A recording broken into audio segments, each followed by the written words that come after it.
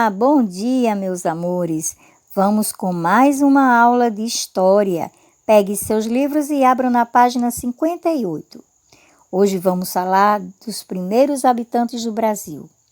Quando Pedro Álvares Cabral chegou às terras que hoje chamamos de Brasil, nelas já viviam vários grupos indígenas, cada um com seus costumes, suas crenças, sua organização social, enfim, sua cultura. Os tupis viviam em aldeias circulares. Suas casas eram construídas com palhas e troncos de árvores e também eram chamados de malocas. Para sobreviver, os tupis praticavam a pesca, a caça e também plantavam mandioca, feijão, milho, abóbora para sobreviverem. Vocês sabiam que os indígenas se espalhavam por todo o Brasil? Pois é, e eles tinham características diferentes das dos brancos e estavam sempre reunidos e organizados em suas comunidades. Para vocês verem, desde aquele tempo já existia o preconceito. Já se demonstrava um certo espanto com a cultura indígena, que era diferente em vários aspectos da cultura branca europeia. Isso gerou no português um certo preconceito em relação ao outro, que no caso eram os índios. Ou seja, para os portugueses era mais fácil discriminar do que procurar entender eles. No Brasil, existem 4 grupos que possuem cultura e língua em comum. As principais são Tupi, região do litoral, Macru-G ou Tapuia, na região do Planalto Central, Aruaque, no Amazônia, e Caraíba, também na Amazônia. Os tupiniquins foram os primeiros a fazer contato com os portugueses. Os portugueses chamaram os grupos indígenas de nações, que compreenderiam várias tribos, algumas delas com diversas aldeias. Outra história do descobrimento do Brasil. Olhem só, parece absurdo, né? Mas isso...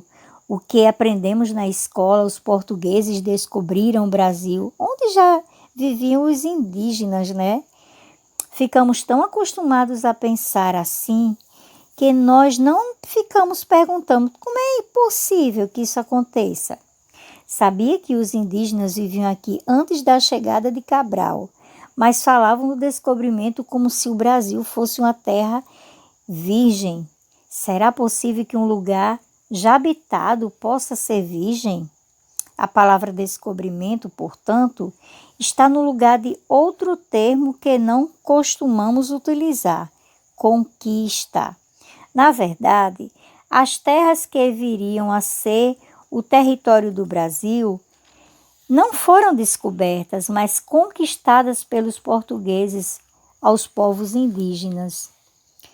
Os povos indígenas, eles fazem vários utensílios, como as redes de algodão, flecha, lança para caçar. E eles também fabricam canoas e instrumentos musicais, como o maracá, o tambor e a flauta, onde eles utilizam em suas festas, suas cerimônias.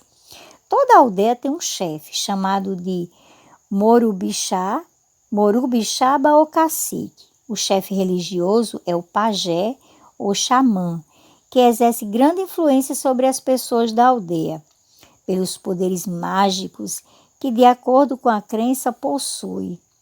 Seus poderes representam a força da natureza, a adivinhação, a religiosidade e a cura. A religião deles é politeísta, isso é, eles acreditavam em vários deuses tupã, o raio, o trovão, Guaraci, o sol e Jaci, a lua. As tarefas diárias são divididas de acordo com a idade e o sexo. Os meninos indígenas são chamados de curumins e eles aprendem desde pequenos e de forma prática tudo o que é preciso para sobreviver na tribo. Costumam observar o que os adultos fazem e vão treinando desde cedo.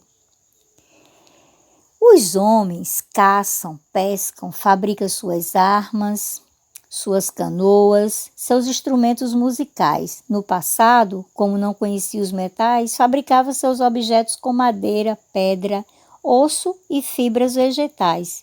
As mulheres fazem redes de algodão, fabricam materiais de cerâmica, preparam bebidas feitas de milho mastigado e cuidam da alimentação. Os indígenas gostam de música e dança. As danças guerreiras se chamam de poracês e as tribos indígenas possuem uma relação baseada em regras sociais, políticas e religiosas. Não praticavam comércio. Tudo o que produziam se destinava ao próprio consumo. As sociedades indígenas foram se acabando porque se tentou fazer com que elas se comportassem do mesmo jeito que a sociedade dos portugueses. Na verdade, não houve respeito à forma como os indígenas viviam.